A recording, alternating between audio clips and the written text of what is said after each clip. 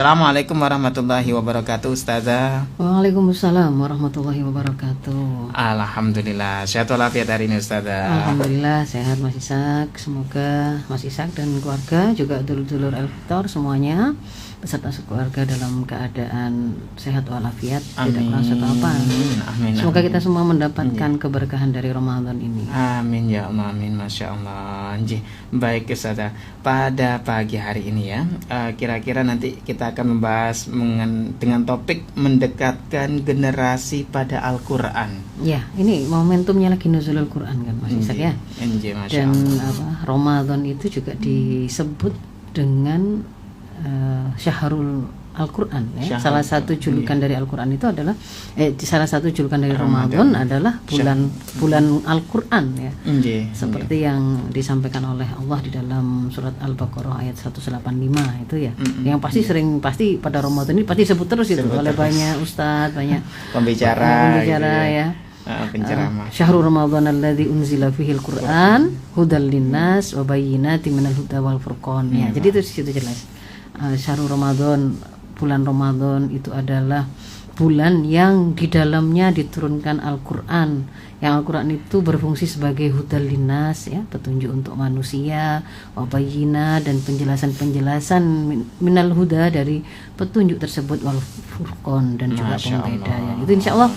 Jadi kalau memang Al-Quran ini sesuatu yang sangat istimewa, diturunkan pada bulan yang istimewa, dan hari ini kita juga sedang ada pada momentum istimewa tersebut, saya ibaratnya ngalap barokah Mas Ishak, pengen juga berbagi seputar bagaimana strategi begitu ya, atau kalau simpelnya itu kayak tips untuk mendekatkan anak atau generasi secara umum ya, generasi muslim secara umum kepada Al-Quran. Masya Allah. Nanti. Insya Allah itulah kita bahasannya. Baik dulur El-Victor, mari kita simak kajian ini bersama-sama bersama guru kita Ustazah Faizah Rosyida, Master Kedokteran Tropis, dengan tema mendekatkan generasi pada Al-Quran. Baik Ustazah, monggo disilahkan. Bismillahirrahmanirrahim. Assalamualaikum warahmatullahi wabarakatuh. Waalaikumsalam warahmatullahi wabarakatuh. Alhamdulillahirabbil alamin. Alhamdulillahilladzi arsala rasulahu bil huda wa dinil haqq liyudhhirahu 'ala dini kulli wa kafa billahi syahida. Asyhadu an la ilaha illallah wa asyhadu anna Muhammadan 'abduhu wa rasuluh. Allahumma shalli 'ala sayyidina Muhammad wa 'ala ali sayyidina Muhammad. Rabbi shrah li sadri wa yassir li amri wahlul 'uqdatam min lisani yafqahu qawli, amma ba'd. Alhamdulillahirabbil alamin. Sahabat dulur El-Victor semua yang sedang menyimak perbincangan kita pada pagi hari ini, semoga apa yang nanti saya sampaikan itu bermanfaat ya. Semoga bisa menjadi inspirasi untuk membantu sahabat-sahabat dulur-dulur muslimat, dulur-dulur El-Victor semuanya, untuk kemudian bisa mengantarkan generasi ini, anak-anak kita semua anak-anak itu tidak hanya yang kita lahirkan, tapi juga anak-anaknya umat ini gitu ya, yang lahir dari rahim umat ini itu untuk mendekat kepada Al-Quran. Dan ini adalah Ramadan ini adalah saat yang sangat tepat. Seandainya sebelumnya kita belum melakukannya, mengilmui tentang bagaimana hal tersebut akan kita lakukan dan memulainya itu sangatlah bagus kalau kemudian kita lakukan pada Ramadan ini ya, begitu Mas Ishak. Nah, tadi sudah saya sampaikan ya, bahwa Ramadan ini adalah salah satu julukannya juga adalah bulan Quran, karena di dalamnya memang diturunkan Al-Quran. Dan mengajarkan Al-Quran kepada anak-anak kita itu, kalau di dalam salah satu hadis riwayat Tabrani, Rasul menyampaikan, memerintahkan begitu kepada kita semua, adibu auladakum ala thalathi hisalin. Ajarkanlah kepada anak-anak kalian, didiklah kepada anak-anak kalian itu 3 perkara. Hubbi nabiyikum, mencintai nabi kalian, wa hubbi ahli baiti, dan mencintai ahli atau keluarga dari Rasul Muhammad SAW, dan juga wahubbi qiraatil Quran, dan mencintai membaca Al-Quran. Nah, jadi memang Islam meletakkan mengenal Al-Quran, mendekat pada Al-Quran, sampai kemudian anak-anak kita, generasi muslim ini itu dekat kepada Al-Quran, terbiasa membaca, mentadaburi, memahami apa yang kemudian ada di dalamnya, itu adalah bagian dari hak anak yang harusnya dia dapatkan dari orang tuanya. Sebaliknya, itu adalah kewajiban bagi orang tua untuk memenuhinya kepada anaknya. Masya Allah. Jadi nanti yang akan coba saya sampaikan tuh, makanya akan saya mulai dari yang paling awal. Jadi semoga yang orang tua yang belum kelewatan, artinya masih dalam kondisi belum memiliki anak misalkan, berarti kan nanti bisa jadi apa yang saya sampaikan itu menjadi sesuatu yang nggak terlambat dilakukan, ya, karena bisa jadi baru ngawali langsung dengar ini bisa langsung dipraktekkan. Tapi seandainya pun kemudian ini anak-anak saya sudah kadung terlanjur besar begitu misalkan, ya, prosesnya itu gimana, itu pun juga tetap akan menjadi kebaikan, ya. Tetap akan ada upaya-upaya yang bisa kita lakukan untuk mendekatkan kita semua, kita dan anak-anak kita semua kepada Al-Quran itu. Nah, supaya kemudian nanti ada kesempatan untuk tanya jawab lebih panjang, ya Mas Ishak, ya. Jadi saya langsung masuk kepada apa saja yang bisa kita lakukan untuk mendekatkan anak-anak kita atau generasi kita dengan Al-Quran, ya. Yang pertama itu, sebelum bicara ke strateginya, ya, semua dari kita, orang tua, guru, siapapun kita, itu harus memahami bahwa Al-Quran itu dia nggak sama dengan buku-buku yang lain begitu, ya. Al-Quran tadi kalau saya sampaikan di awal tadi, ya, di Al-Baqarah 185 tadi, Allah menyampaikan bahwa Al-Quran itu diturunkan sebagai petunjuk untuk umat manusia, ya. Jadi dia itu bukan syair yang hanya keperluan kita itu membacanya dan melakukannya seperti nyanyian, kemudian tidak kita pahami, tidak ada implikasinya pada hidup. Tetapi Al-Quran itu apapun yang kemudian nanti kita baca di sana, ya, ada di dalamnya, maka di situ adalah sesuatu yang dinamis untuk menyelesaikan persoalan-persoalan kehidupan. Jadi dia diturunkan itu untuk menjadi petunjuk bagi umat manusia.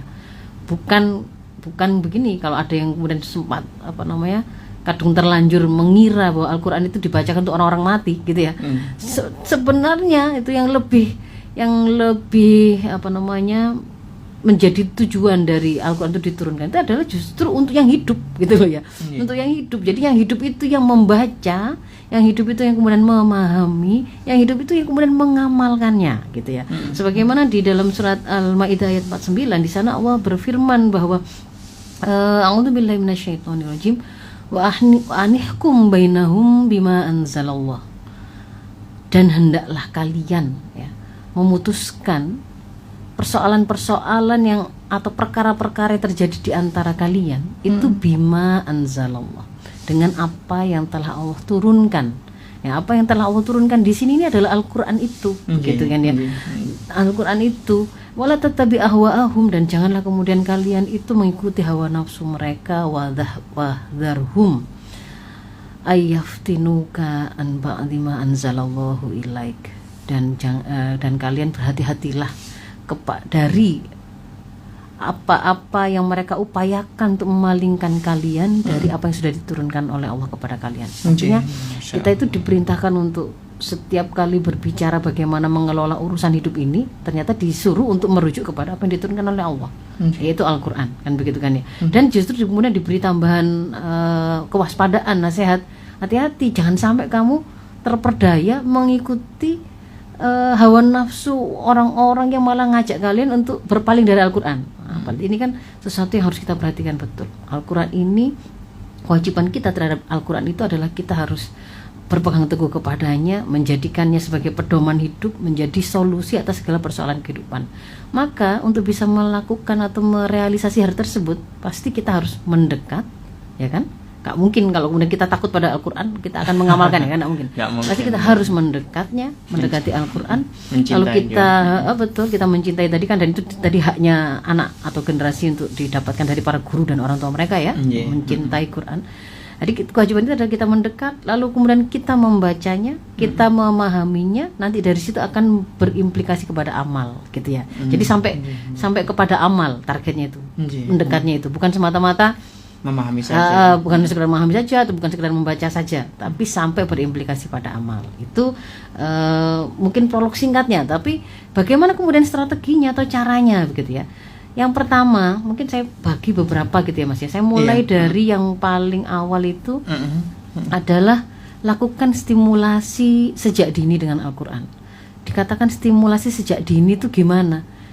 Sejak anak itu memiliki kemampuan mendengar pertama kali. Itu kapan? Itu nggak nunggu dilahirkan, Mas Ishak. Nggak nunggu dilahirkan. Kalau kemampuan mendengar itu sudah dimiliki oleh janin ketika dia di dalam kandungan ibunya. Oh, Masya Allah. Meskipun dia belum bisa melihat loh ya, dia belum bisa melihat, dia belum keluar dari rahim ya. Masih segumpal darah. Tetapi pada waktu di dalam rahim itu, dia sudah mulai kemampuan penginderaan pertama yang dia miliki, yang sudah berfungsi itu adalah pendengaran. Makanya kalau di dalam sistem pendidikan anak di dalam Islam itu stimulasi simai itu lebih dulu daripada stimulasi visual. Menstimulir pendengaran anak itu dilakukan lebih dulu daripada menstimulasi penglihatan gitu ya. Masya Allah. Nah, jadi gimana caranya? Prinsip nomor 1 ini, stimulasi sejak dini dengan Al-Quran. Ketika anak itu sudah memiliki kemampuan mendengar, yaitu di dalam kandungan. Nah, ini ibu-ibu yang masih belum hamil atau sedang hamil, nah ini kan bisa langsung diaplikasikan ya gitu Mas ya. Yang sudah kelewatan hamil ya enggak harus nanti hamil lagi juga enggak harus kalau sudah tua kan ya. Tapi nanti ada step-step lainnya yang juga bisa dilakukan ya. Jadi yang pertama ini bisa dilakukan dengan cara memperdengarkan Al-Quran pada saat anak masih dalam kandungan. Gimana memperdengarkannya itu? Ayah ibunya yang ngaji, ayah ibunya ngaji langsung, ya, itu lebih bagus.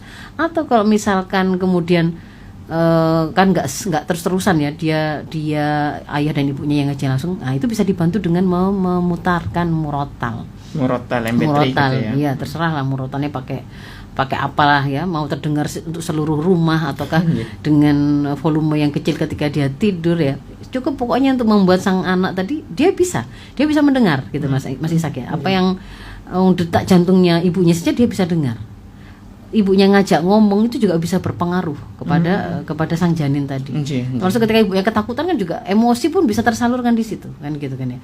Jadi ketika ibu itu dalam kondisi sangat tenang, kondisi damai, kondisi merasa sangat nyaman mendengar Al-Qur'an, itu pun akan berpengaruh. Selain dari sisi bahwa sang bayi juga sudah mulai bisa mendengar apa-apa yang ada di lingkungan sekitarnya gitu ya. Nah, termasuk bacaan yang kita putarkan tadi atau kita langsung bacakan sendiri. Kemudian setelah anak itu lahir gitu ya, selain dilanjutkan tentu saja membacakan Al-Qur'an tadi, lebih bagus itu langsung memang, apakah ibunya, apakah ayahnya gitu ya, itu terus dilakukan. Ataukah kemudian juga memutarkan murotal itu pada setiap kesempatan-kesempatan yang ada di rumah gitu ya. Ditambah dengan ketika anak ini sudah mulai tumbuh ngoceh ya, mulai keluar bisa menghasilkan bunyi lah ya, bunyi yang belum bisa difahami, masih ngoceh ya, masih ngoceh, entah itu satu suku kata, entah hanya baru menghasilkan bunyi saja, maka pada saat itu mulai kita lakukan yang namanya talqin. Talqin itu jadi kita baca Mas Ishak, tapi kayak nuntun anak, kayak nuntun anak gitu ya. Nah, pada itu bisa dilakukan dengan atau tanpa membuka Al-Qur'an, mushaf maksudnya. Ya, jadi misalkan membacakan Al-Fatihah gitu ya. Kayak kita bisa sambil seperti menunjuk, bukan seperti ya, memang menunjuk mushaf itu, seolah-olah anak itu sudah bisa mengikuti, padahal ya belum. Tapi tidak apa-apa itu lakukan. Bismillah gitu ya, langsung sambil nunjuk. Atau kita waktu kayak ngudang, tapi kudangannya itu isinya membaca Al-Qur'an. Nah, itu sebenarnya talqin ya, sudah mulai talqin. Kemudian juga ketika dia sudah mulai bisa ngomong, Mas Ishak, talqinnya ini nggak sekedar kita memperdengarkan, tapi sudah mulai kita minta untuk nirukan. Nah, kalau sudah mulai dia bisa menghasilkan bunyi dan meniru, meskipun hanya belakang-belakangnya toh, Bismillahirrahmanirrahim. Nah, kan kita kayak memberi sebuah instruksi atau memberi isyarat gitu ya, ikuti. Nah, itu juga talqin begitu ya. Tapi di sini sudah mulai meminta untuk ditirukan. Nah, terus yang berikutnya adalah sejak dini itu juga bisa dilakukan mulai berkisah tentang Al-Qur'an. mulai berkisah tentang Al-Quran, mulai berkisah dengan Al-Quran. Baik tentang itu berarti isinya juga diambil dari Al-Quran dan juga dengan Al-Quran. Nah, ini bisa dilakukan dengan atau tanpa membuka Al-Quran, Mas Ishak. Misalkan kalau mau menceritakan kisah-kisah Nabi, mau pakai buku-buku komik yang kemudian di situ ada cuplikan 1 ayat atau 2 ayat yang diceritakan, ya bisa. Atau kalau mau memang pengaruhnya itu lebih kuat lagi, ini pengalaman saya pribadi, itu buka Quran saja, langsung pakai Quran. Jadi anak itu akan melihat, loh, oh ternyata huruf-huruf itu bisa dibaca, ada artinya, ada ceritanya. Jadi sejak awal dia pun ngerti bahwa sebenarnya ketika kita membuka Al-Quran, semua yang dia lihat, yang dia tadi belum ngerti kan tulisannya itu ternyata bisa ditransfer oleh ibu saya, oleh ayah saya, menjadi sebuah cerita, diceritakan di situ ternyata.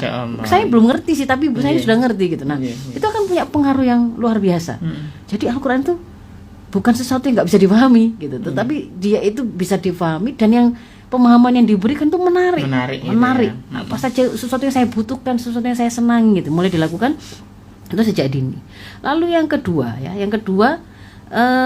ciptakan lingkungan dan bi'ah bersama Al-Quran itu di rumah maupun di mana saja. Gimana caranya menciptakan lingkungan atau bi'ah yang kok selalu bersama Al-Quran? Nah, di rumah maupun di mana saja. Yang pertama tentu di rumah itu harus ada Al-Quran.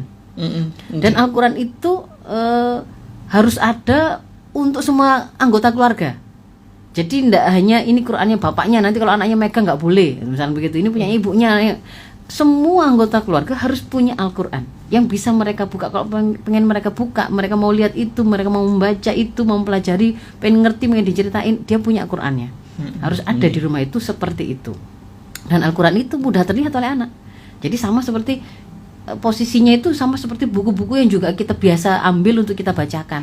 Dia bukan kemudian tersimpan di lemari yang gitu ya, tersimpan di dalam yang nggak pernah dibuka gitu ya. Mungkin dibukanya pada waktu Ramadan, enggak gitu. Tapi Al-Quran itu memang terlihat ada di mana-mana, mereka bisa lihat.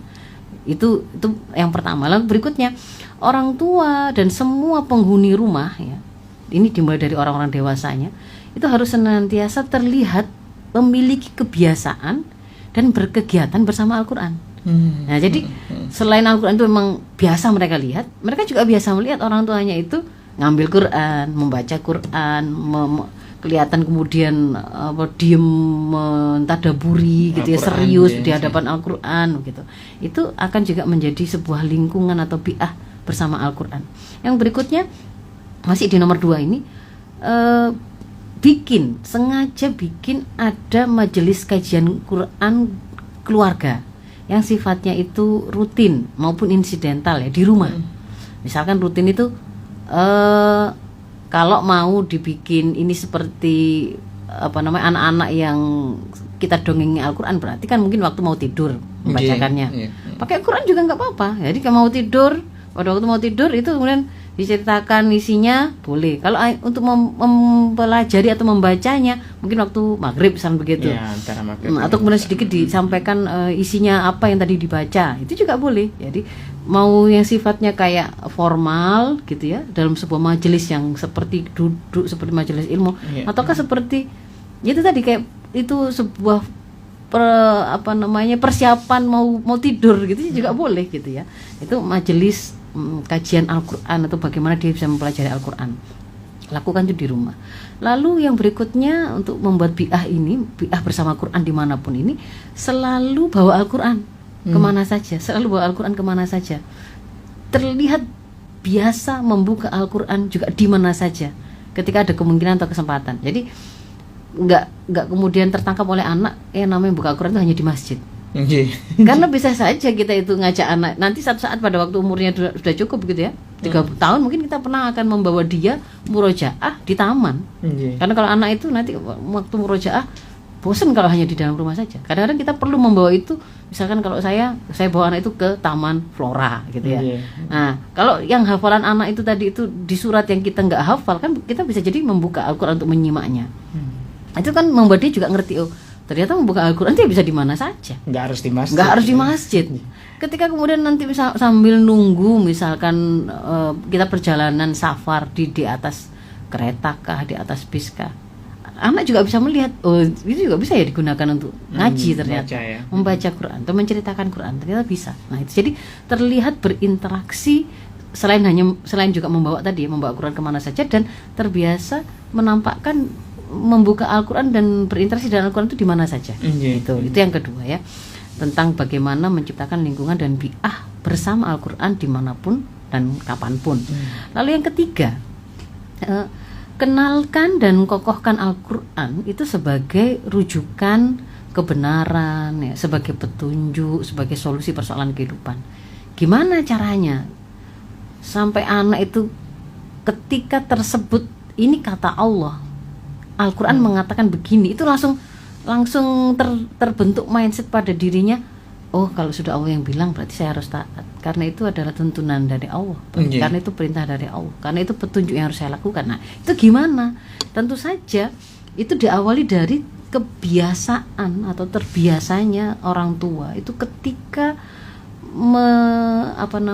memberikan satu solusi atas persoalan-persoalan yang sehari-hari dialami di rumah tentang anak dan seterusnya, itu dengan menyebut Al-Quran ketika menyampaikan nasihat kah, ketika memberikan solusi persoalan sehari-hari. Jadi misalkan ini saudara bertengkar gitu ya, saudara bertengkar, kemudian kita mendamaikan. Nah, lalu kita sebut wasulhu khair, berdamai itu baik. Itu kata Allah, gitu. Kita biasakan begitu. Kata Allah di dalam Al-Quran itu ada begini. Di dalam surat ini ada penjelasan begini. Nah, jadi padahal pada waktu kita sedang memberi nasihat kan, pada waktu kita memberi solusi atas persoalannya. Kalau misalkan ada yang tadi itu loh teman-temanku itu membuli salah satu teman, gimana bulinya? Dia nyebut gendut, dia itu suka menyerah, gampang menyerah, ndak mau berusaha untuk menyelesaikan nulisnya kayak gitu misalkan. Atau pakai panggilan-panggilan yang lain. Nah, lalu kemudian kita sampaikan, loh itu ndak boleh dilakukan. Kata Allah kan gitu kan ya. Di dalam Al-Quran itu dikatakan janganlah kalian saling memanggil dengan panggilan yang buruk. Janganlah kalian menghina begini-begini. Itu tergantung apa konteksnya pada saat itu. Pokoknya pada waktu kita menyampaikan nasihat, kita memberikan solusi atas persoalan, jangan lupa untuk menyebut Al-Quran. Nah ini kan berarti kan rujukan utamanya. Rujukannya. Jadi kan akhirnya anak itu terbiasa gini. Sedikit-sedikit kata Quran, Allah, sedikit kata Allah, kata Rasul. Kalau hadis ini kata Rasul, kita perkenalkan sambil itu dua-duanya ya, kata Allah, kata Rasul, kata Allah, kata Rasul, sampai terbentuk dalam benak dia dan mindset dia itu bahwa pokoknya orang tua saya itu kalau sudah Allah dan Rasulnya yang mengatakan, dia nurut. Orang tua saya pasti nurut. Meskipun saya mengancam, saya akan nangis kalau misalkan saya misalkan melakukan hal yang nggak baik, ternyata ibu saya tega membiarkan saya nangis karena kata Allah disuruh begitu, begitu kan ya. Jadi dia kan bisa melihat posisi Allah, posisi Rasul dalam kehidupan kita yang itu dicontohkan oleh orang tuanya, ditambah dengan posisi hukum atau perintah dan larangan Allah dan Rasulnya. Itu disebut. Tampakkan juga betapa orang tuanya itu sangat tunduk kepada Al-Quran, ketundukan dan ketaatannya. Jadi dia itu jadi teladan gitu loh. Jadi teladan. Misalkan anak itu tadi, misalkan dia itu puasa gitu ya, sedang belajar puasa, belum mukallaf. Lalu kemudian satu saat itu menjelang asar itu kan ternyata dia karena tadi itu ini hari pertama, dia tadi lupa harusnya pada waktu dia sekolah atau main-main tadi itu dia itu harusnya itu menjaga staminanya gitu kan ya, nggak lari-lari, mainnya nggak teriak-teriak. Tapi ini tadi itu lupa dia kalau sudah mulai masuk puasa, akhirnya kan nggak kuat gitu karena saking kehausannya, aktivitasnya nggak direm tadi itu. Meskipun sudah dinasehati. Terus kemudian bagaimana? Ketika kemudian kita menyampaikan kalau memang benar-benar nggak kuat, boleh sekarang minum. Tapi ini berarti belum berpuasa, tapi masih berlatih berpuasa. Karena kalau berpuasa harusnya sampai maghrib. Dan pelajarannya adalah gitu kan ya, pelajarannya adalah berarti kalau besok itu pengen kuat, nggak boleh mengulangi yang tadi itu kayak lari-lari, teriak-teriak sampai energinya terforsir, haus di tengah jalan. Nah, loh memang boleh tapi aku nggak puasa. Kita kemudian sampaikan kalau di dalam Al-Quran itu perintah berpuasa itu begini, begini sambil menerangkan kan gitu kan ya.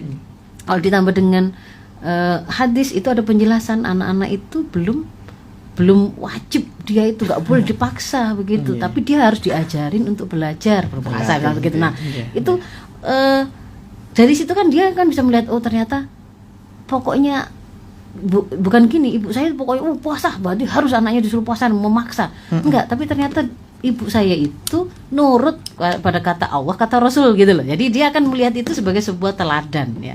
Lalu kemudian yang berikutnya adalah untuk yang ketiga ini, supaya mengokohkan pemahaman anak bahwa Quran itu rujukan, itu adalah bisa dilakukan dengan menjelaskan, membangun pemahaman anak akan kebenaran Al-Quran gitu ya, akan kebenaran Al-Quran dan kemampuannya untuk menjawab semua pertanyaan. Jadi ada kalanya anak itu bicara tentang persoalan apa, kita kemudian tunjukkan, oh di Al-Quran itu ada. Satu saat kemudian kita membicarakan tentang persoalan bahkan itu jauh dari urusan dia misalkan.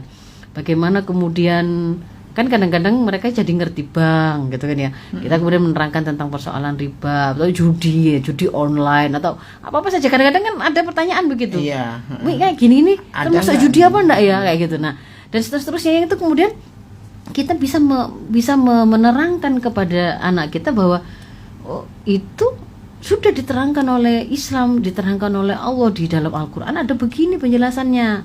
Gimana menyembelih misalkan, harus adabnya seperti ini, kalau makan harus bagaimana seperti ini. Nah itu khamr boleh apa enggak. Jadi semua hal itu ternyata nanti akan anak-anak kita atau generasi akan lihat ternyata semua persoalan hidup kita sehari-hari, mau kecil mau besar, ada semua jawabannya dalam Al-Quran gitu loh.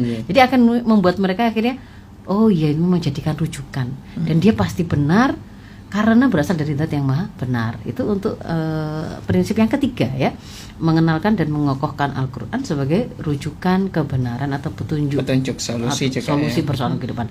Yang keempat, nah mulai kemudian semakin anak semakin besar gitu ya, maka di situ mulai harus kita lanjutkan proses mendekatkan itu pada mengajarkan kemampuan membaca dan menulis Al-Quran, Mas Ishak. Jadi sudah tidak sekedar ditalkin ketika anak itu memang belum bisa duduk gitu. Kalau anak itu belum bisa duduk, belum bisa motorik halusnya, belum bisa nulis, itu memang kita talkin, kita yang membaca. Anak nggak pakai, nggak harus duduk ya. Dia boleh sambil main boleh.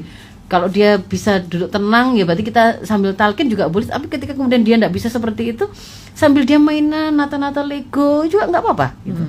Tapi ketika anak sudah mulai, terutama misalkan umur mumayyiz ya 7 tahun gitu, yang siap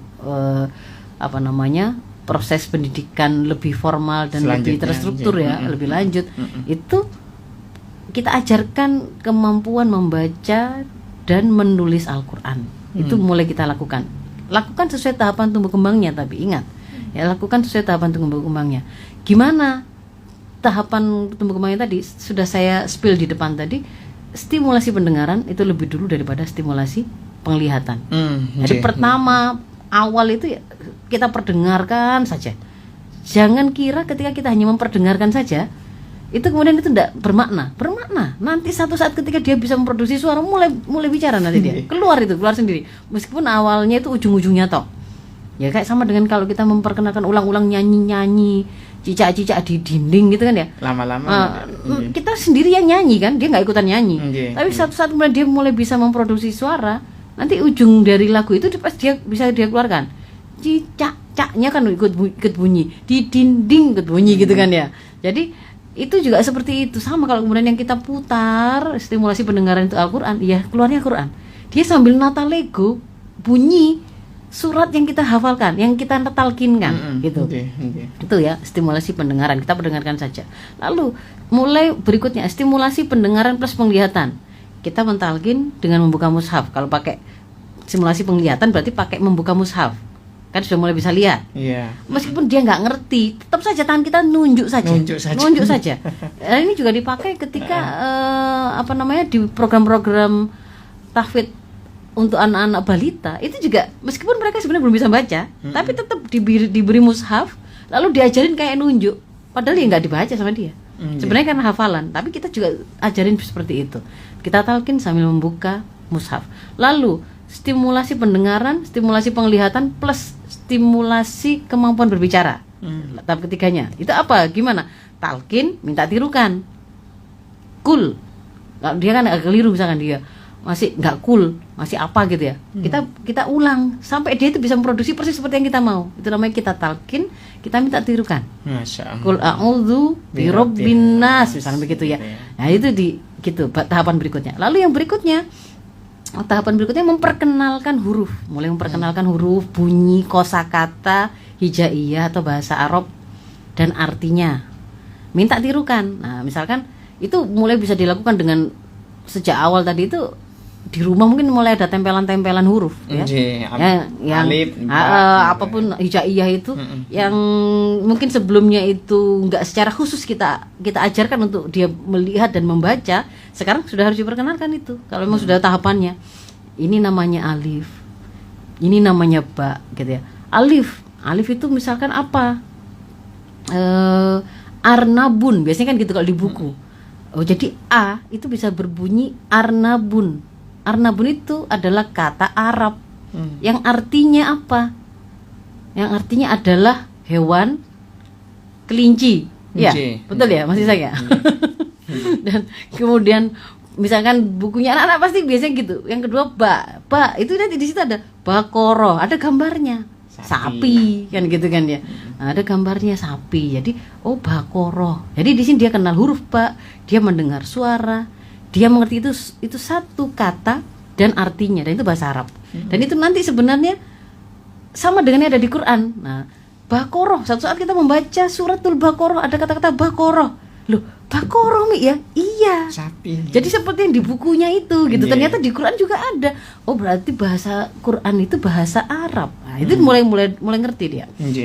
Lalu yang berikutnya, nah ini mulai tulisan. Jadi membaca itu lebih dulu, memahami itu lebih dulu ketimbang menulis. Kalau menulis persoalannya itu ada kaitannya dengan skill motorik halusnya, kemampuan duduknya, bertahan lamanya, itu. Jadi beda gitu ya. Jadi yang berikutnya adalah memperkenalkan cara menulis, menstimulasi kemampuan menulis.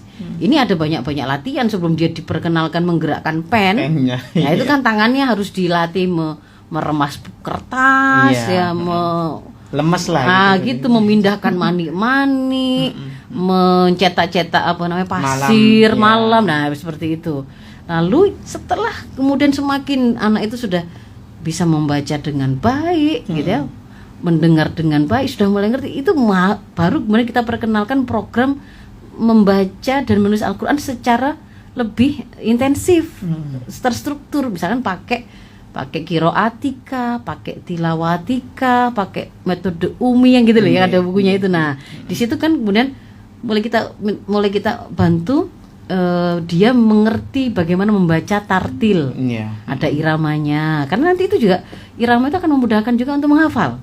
Nah, keistiqomahan ketika ibunya baca surat itu nadanya begitu, bapaknya begitu, yang diputarkan murotal juga begitu, itu mempercepat daripada lagunya beda-beda gitu ya, iramanya beda-beda. Nanti dengan tartil, lalu udah mulai kita terkenalkan dengan tajwid, makhorijil huruf gitu kan ya. Nah, jadi termasuk juga bagaimana kemudian lebih lanjutnya adalah apa yang dia baca. Apa yang dia baca itu nanti ya Mas Ishak ya. Kalau yang saya ceritakan sampai di yang terakhir ini, itu anak balita pun sudah bisa. Anak balita umur 5 tahun begitu. Jadi ketika kemudian dia membaca Quran, dia justru akan curiosity-nya itu keingintahuannya, rasa ingin tahunya itu akan membuat dia tuh bertanya, nanti jelaskan loh ya ini apa gitu ya. Ini apa artinya Mi? Ini ceritanya tentang apa? Dia enggak mau kalau cuma baca tok. Karena dia tahu bahwa sebenarnya saya baca yang tadi dikoreksi cara mengeluarkan hurufnya, memproduksi suara hurufnya tadi itu sebenarnya ada artinya kan? Saya tahu kalau ada artinya gitu. Makanya saya pengen tahu ini apa, menceritakan tentang apa. Nanti diceritakan loh ya kayak gitu. Itu akan dilakukan oleh sang anak. Jadi bukan yang ada itu hidup interaksi dia dengan Quran, bukan kayak dipaksa kayak duduk terus dia nggak menikmati gitu loh.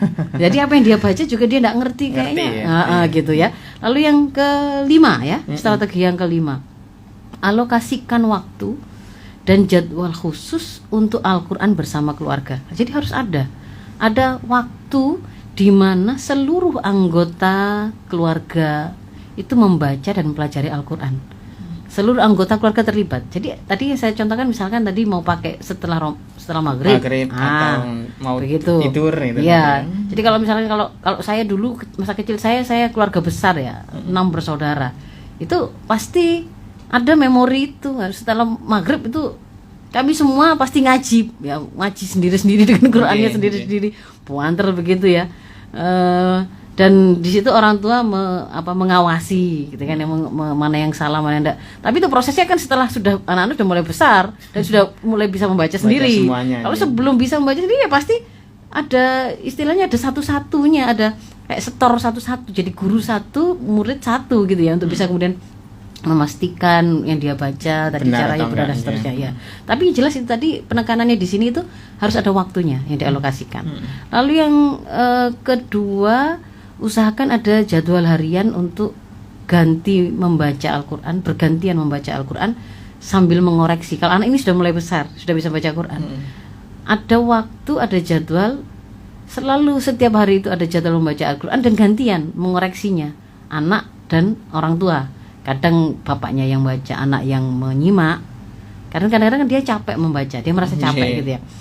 Sebaik kalau gitu sekarang Umi yang baca, kamu yang lihat salahnya sampai di mana gitu kan ya. Kita tidak pakai nunjuk. Qurannya mungkin hadap ke anak. Kita kebalik pun bisa baca gitu kan ya. Nah, nanti kemudian sampai mana coba? Sudah kita baca sampai mana? Oh iya, masih ngikuti berarti kan gitu kan ya. Jadi kayak gitu, atau sebaliknya. Nanti ketika misalkan anak sudah dalam program menghafal pun itu juga gitu, murojaah itu juga nggak harus anak yang bunyi kita yang nyimak. Bisa saja kita yang bunyi anak yang menyimak begitu ya. Lalu harus ada momentum atau waktu khusus menjelaskan isi Al-Quran ya. Ini boleh dilakukan orang tua sendiri kalau memang punya kemampuan itu, atau boleh juga kita mendatangkan guru. Jadi kalau orang tua yang tapi saya kok kayaknya untuk melakukan yang itu tadi kok semuanya nggak bisa ya Ustaz ya. Kalau gitu datangkan guru. Kalau orang tua sama-sama nggak bisanya, dengan anak belajar bersama-sama bareng begitu. Nah itu kemudian yang berikutnya, pada waktu kemudian kita menjelaskan tentang isi Al-Quran tadi atau menyebutkan hal-hal yang itu mau kita jelaskan kepada anak, tentu harus kita pertimbangkan konten itu sesuai dengan tumbuh kembangnya. Apa yang kita sampaikan kepada anak-anak usia dini tentu berbeda dengan ketika usia mukallaf, kan begitu kan ya. Jadi itu dipilih, dipaskan. Lalu yang berikutnya nomor 6 ya, strategi ke-6, perkenalkan dan ajarkan bahasa Arab sebagai bahasa Al-Quran. Jadi ini nggak sekedar membuat anak ngerti bahwa Al-Quran itu berbahasa Arab, tapi juga memang ada dia diajarin untuk menguasai bahasa Arab.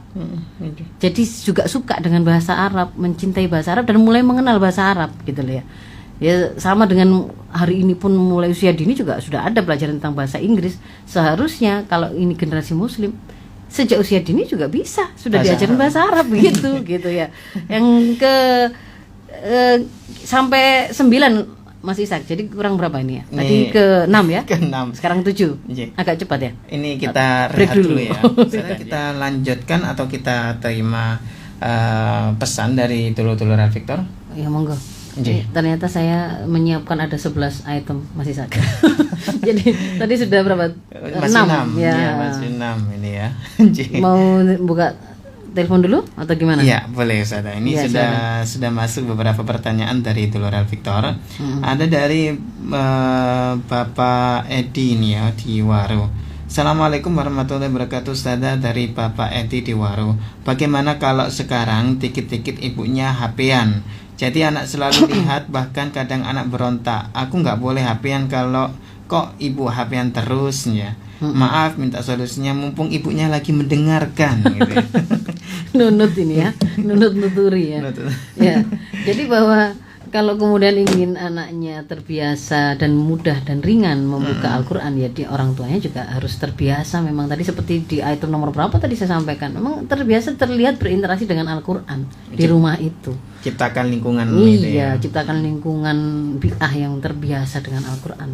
Nah, kalau kemudian ini sekarang banyak HP-annya, ya berarti itu akan menjadi teladan. Berarti dia sedang memberi teladan bagaimana anak supaya juga terikat hatinya dan perhatiannya pada HP.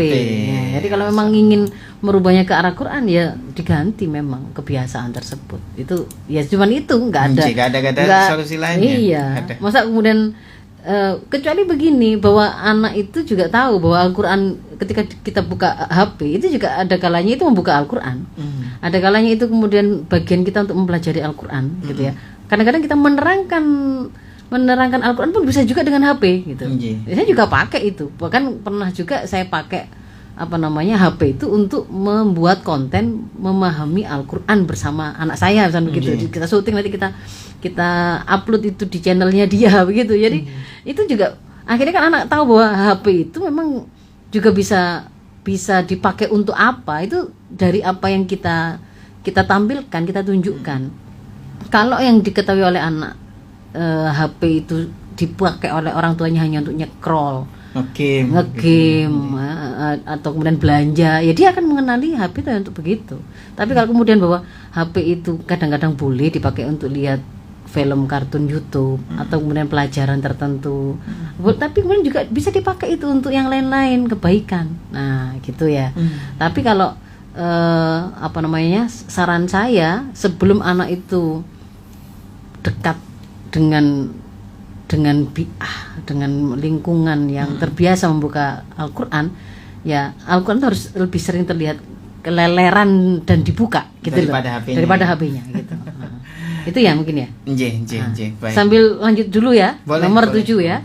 Nomor 7. Nah, kalau anak tadi sudah siap untuk menghafal Mas Isa, itu harus mulai ada namanya, memang nomor 7 itu target menghafal setiap hari. Meskipun hanya 1 ayat gitu ya. Meski hanya beberapa ayat. Di situ itu terangkan kepada anak keutamaan menjadi penghafal Quran. Ada banyak itu penjelasan tersendiri. Dan ketika Al-Quran mengatakan Iqra bismi rabbikal katakanlah bacalah di dalam surat Al-Alaq itu, maka sebenarnya di dalam perintah membaca itu kan sebenarnya ada perintah menghafal, karena pada saat Rasul disuruh membaca itu bukan membaca mushaf, memang menghafal, mengulangi apa yang dituntunkan, ditalkinkan oleh malaikat Jibril, itu kemudian dihafalkan oleh beliau, disampaikan lagi. Jadi demikian juga para sahabat juga menghafalnya ketika membaca itu sebenarnya bukan membuka mushaf, karena mushaf kan baru ditulis dan dibukukan itu nanti setelah pada waktu masa Utsmani gitu kan, yang mulai dikumpulkan di bukan Utsmani, Khalifah Utsman. Nanti kalau Utsmani kan jadi Khilafah Utsmani ya lain. Nah itu kan memang menghafal. Jadi membaca di situ, kalau mungkin ada yang mengatakan, loh kenapa kok mana perintahnya disuruh menghafal? Ya ketika turun perintah membaca Quran itu sebenarnya itu menghafal sejak awal itu gitu kan ya. Maka kita berusaha untuk bisa menghafalkan Quran. Seberapapun target yang bisa kita realisir ya. Harus ada target menghafal. Minimal kan untuk kita pakai untuk sholat, untuk kemudian imami gitu. Ya gitu ya. Kalau bisa ya ditambah gitu ya. Kemudian yang berikutnya nomor berapa? 8 ya. 8 ini kita bisa mengajak anak-anak tadi atau generasi ini ke acara-acara Islam yang bersinggungan dengan Al-Quran. Kalau biasanya kalau Ramadan begini nih, ada banyak nih Mas Ishak, takbir gitu ya. Program-program yang itu bersinggungan dengan Al-Quran. Bahkan misalkan kayak mendongeng bersama Al-Quran bersama boneka-boneka gitu loh. Itu juga ada banyak itu ditawarkan untuk anak-anak di sekolah gitu ya. Atau misalnya pondok-pondok Ramadan, di situ dikenalkan nanti menghafal, targetnya pondok Ramadan 2 hari menghafal 1 surat sampai gitu kan ada. Nah, kayak begitu-gitu kita bawa ke sana. Supaya anak-anak tadi itu terbiasa mendengar Al-Quran itu dibicarakan, dibahas ya. Dipelajari ya. Kemudian berusaha untuk orang-orang itu orang-orang semangat itu memahami gitu ya, menikmati. Nah itu kita bawa ke sana.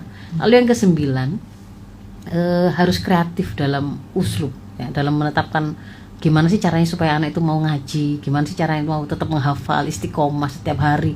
Dan itu butuh kekayaan bahasa ibu ya, bahasa orang tua. Kadang-kadang kita pakai bahasa harapan, ibu pengen kamu nanti, kan kalau kata hadis kata Rasul itu kita itu disuruh terus naik ke surga yang lebih tinggi lagi itu sambil membaca Al-Quran, dan kita akan berhenti di bacaan yang terakhir. Semakin banyak hafalan kita berarti surga kita semakin tinggi. Misalnya begitu. Ada kadang-kadang kita pakai motivasi seperti itu. Kadang-kadang kemudian pakai upaya untuk memahamkan. Nah kalau kemudian nggak mau baca Quran, katanya besok mau jadi pemimpin, nanti nggak ngerti apa yang disuruh Allah, apa yang dilarang oleh Allah, gimana? Nah, gitu misalnya begitu ya, macam-macam, harus macam-macam. Dan itu juga termasuk usul itu kan. Kadang-kadang kita itu kadang-kadang kita itu belajar di ruang kelas, di rumah, di kamar. Ada kali kita bawa ke taman. Terutama kalau maunya membersamai anak-anak menghafal usia dini itu, wah ini. Kalau saya dulu tuh sering keliling satu masjid ke masjid yang lain, ke masjid sekalian, misalnya mau ke Masjid Al-Falah, mau ke Masjid Agung ya, sekalian di situ belajar sholat, mengenal tempat ya. Membawa mereka untuk belajar sholat di masjid dengan tertib. Dan di situ juga kemudian murojaah. Murojaah supaya suasananya menyenangkan, gonta-ganti. Nah ini uslub namanya. Dan tidak boleh kemudian, jangan sampai membuat ananda itu benci pada Al-Quran gara-gara kita salah uslub, salah cara ya. Ketika anak itu belum mukallaf, dia itu ibadah itu statusnya kan bukan wajib atas mereka, sehingga kemudian kalau mereka tidak melakukan itu kemudian disangsi, enggak. Tetapi prinsipnya itu adalah membiasakan, mengajarkan, membuat mereka akhirnya terasa mudah melakukan. Itu yang kita bantu. Kayak misalnya puasa, gimana akhirnya dia berhasil sampai maghrib, mulai dari waktu sahur itu makanan yang paling membuat dia sangat senang apa, supaya kemudian dia sahurnya banyak. Lalu kita bantu jangan sampai terforsir energinya, kita aturkan jadwalnya, ini waktunya tidur nak, kalau nggak gitu nanti kamu nggak bisa tarawih, bilang begitu. Itu jadi prinsipnya itu membantu dia akhirnya berhasil gitu loh. Bukan pokoknya ini kamu lakukan, bukan menuntut. Terus ya, akhirnya dia itu merasa wis pokoknya kalau sudah bicara disuruh sholat, disuruh ngaji, pasti ini nanti itu jadi saya itu pokoknya jadi rasanya itu didolimi, disiksa gitu-gitu loh. Tertekan. Nah, enggak boleh, nanti dia akhirnya jadi justru malah benci kepada ibadah gitu ya. Itu nomor 9 ya, harus kreatif dalam cara uslub ya, ketika mengajarkan Quran. Lalu yang ke-10, nah ini ketika anak tadi sudah mulai punya hafalan 1 surat, 2 surat. Nah, itu ajak ikutkan dia dalam kompetisi. Kan ada banyak itu kompetisi, baik itu di sekolahnya atau di yang sifatnya rutin. Itu kan ada yang misalkan lomba menghafal untuk anak-anak playgroup, untuk anak TK, untuk anak SD kan ada. Nah itu silahkan disertakan di situ.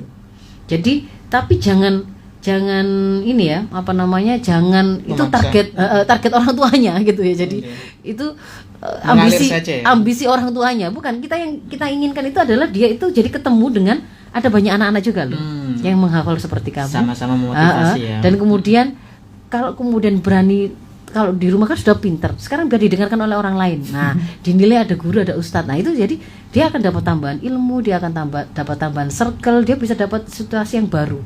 Ya, juga menantang, dia juga belajar. Kalau misalnya kalah, kan di situ juga kita bisa ngasih pelajaran.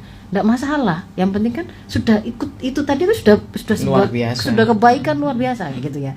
Itu yang ke-10. Ya, yang ke-11 tetap pastikan mereka memiliki waktu bermain dan kesenangan ya.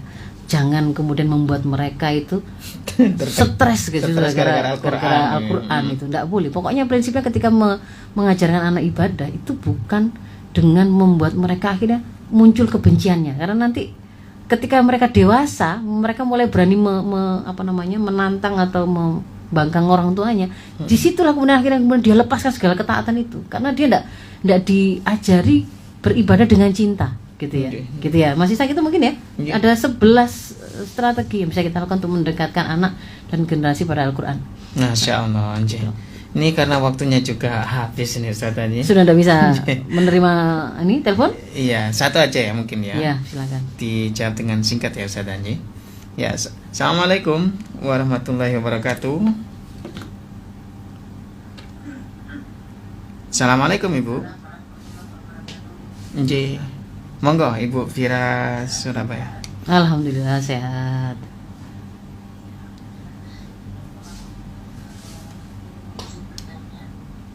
Yang pertama,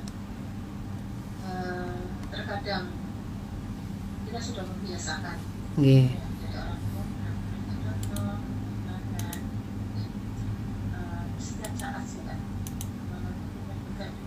bacaan Quran di rumah juga kelelahan dan kita membiasakan Membuka, berinteraksi. membaca Nggih. Al-Quran kepada orang. Tapi kadang itu anak itu ya, anak saya laki-laki SMP dan SD kelas 6, Nggih. SMP kelas 1 dan SD kelas 6. Nah, di sini saya juga mengalami masalah.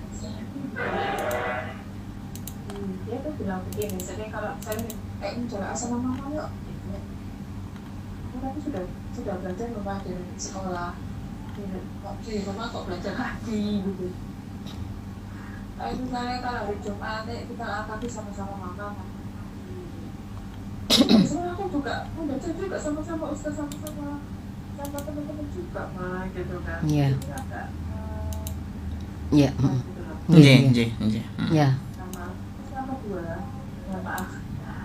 Ini kalau saya mau panggil anak-anak itu kan saya nggak usahakan untuk berteriak. Nggih. Semakin misalnya 3 kali, maka ketiga kalinya tuh saya akan melangkah. Nah, itu anak-anak itu kok nggak begitu respon ya Ustaz. Nggih. Misalkan Nggih. saya panggil gitu, anak kandang anak kita nggak sampai kesini dong gitu. Itu nggak Iya. belum ada respon. Nggih. Baik. Agar bisa di Insyaallah. Saya Iya. tidak ada tindakan juga bisa sikap saya ya. Nggih. Nggih. Bisa merespon 1 atau 2 kali, nggak sampai lebih dari 2. Nggih. Baik. Nggih. Iya. Assalamualaikum. Waalaikumsalam Waalaikumsalam warahmatullahi. Kalau untuk pertanyaan yang pertama tadi sebenarnya sudah masuk dalam apa yang saya terangkan tentang ketika membersamai Ananda itu memang butuh kekreativitasan dalam uslub untuk membuat mereka dan membantu mereka bisa istiqomah. Jangankan yang anak-anak gitu ya. Yang orang dewasa saja itu juga ada kalanya bosan apa enggak? Ada kalanya capek apa enggak? Situasi Tetap ada. setiap harinya, jamnya itu kan juga ganti-ganti, beda-beda situasinya. Kadang-kadang dia sedang sakit, kadang-kadang dia sedang banyak Pikiran, tugas atau juga. mungkin di sekolah ada kejadian apa. Artinya apa? Kita tetap memahami bahwa sebenarnya yang harus atas diri mereka itu kan berusaha untuk mendekat pada Al-Quran ya, berusaha untuk tetap istiqomah, dan itu yang kemudian akan kita bantu. Kita bantu suasananya, kita bantu menyiapkannya, kita bantu apa saja kondisi yang dibutuhkan untuk membuat mereka terasa ringan. Tapi itu pun ya tetap saja bisa jadi memang kadangkala ya terasa berat begitu, karena istiqomah memang sulit ya. Istiqomah itu memang sesuatu yang berat gitu loh. Dan kita juga harus memahami bahwa anak-anak kita itu belum mukallaf, sehingga tadi caranya itu bukan memaksanya, tetapi nyari cara-cara lain yang kemudian bisa membuat mereka akhirnya keluar antusiasnya lagi. Bisa berkaitan dengan persoalan reward ya, mungkin satu saat perlu kita tambah di situ ya. Kalau biasanya rewardnya itu hanya pelukan, sekarang ditambah dengan nanti setelah ngaji boleh beli es krim lah, ada materi ya, gitu. misalkan seperti itu. Atau kita boleh jalan-jalan kemana, atau kita mau murojaah ke sini tak sekalian tak, begitu dan seterusnya ya. Jadi itu persoalan kekreativitasan dan memang butuh kesabaran dari orang tua atau guru. Lalu yang kedua, yang pertanyaan kedua tentang panggilan tadi itu gini. Ini sebenarnya bisa jadi kita bahas di lain waktu dalam bahasan tersendiri, tapi prinsipnya itu seperti ini loh. Sebenarnya anak itu akan melihat bahwa ucapan orang tuanya itu bermakna, itu memang tegas, nggak bisa ditawar, itu ya dari sebuah proses sehari-harinya gitu loh. Ini nggak masalah keras atau tidak keras, tegas itu nggak masalah keras atau tidak keras, tetapi tegas itu adalah ketika memang itu sudah disampaikan, komitmen atas apa yang disampaikan itu memang benar-benar dilakukan. Jadi kalau misalkan sudah disiapkan buku-bukunya untuk besok, begitu.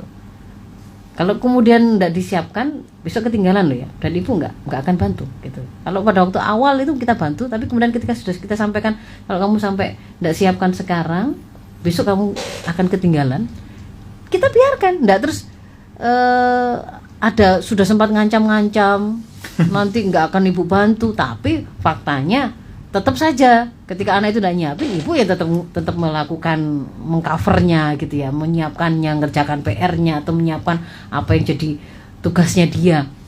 Nah yang kayak gitu itu akan membuat anak juga belajar tentang ketegasannya tadi itu, komitmennya orang tua sih ndak ini omongannya sama yang dilakukan itu ndak sinkron gitu loh. Faktanya kemudian saya itu dipanggil, saya ndak segera datang juga nggak apa-apa, nggak ditinggal kok, nggak ada kerugiannya.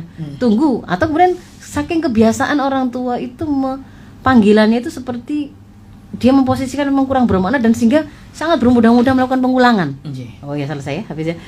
Jadi kalau semakin sering kita itu mengulang-ulang nggak ada keperluan gitu ya, itu nanti juga anak akan belajar. Ya memang nggak, tunggulah, nunggu diulangi sampai 3 kali panggilannya, 4 kali biasanya baru marah. Dia akhirnya nunggu itu dan nunggu ke satu. Tapi kalau kemudian anak sudah merasa sejak awal itu tahu bahwa kalau Umi sudah memanggil seperti ini, itu sudah datang. Karena Rasul, kita ceritakan cerita tentang Alqomah kah atau seterusnya gitu ya, atau kisahnya ulama Jurat itu ya. Nah, dan seterusnya itu kemudian akhirnya membuat dia tuh ngerti bahwa ketika dipanggil memang benar. Sadar. Baik ya. Jadi mungkin itu ibu yang bertanya, saya mohon maaf Dulur Victor sekalian. Semoga yang sedikit tadi bisa bermanfaat dan mencerahkan kita semua. Semoga kita diberikan oleh Allah anak-anak dan generasi yang mendekat pada Al-Quran, memahami, mengamalkan, menyebarluaskan dan mendakwakan Al-Quran, termasuk juga dari kita. Afu minkum ihdinas siratal mustaqim. Assalamualaikum warahmatullahi wabarakatuh. Waalaikumsalam.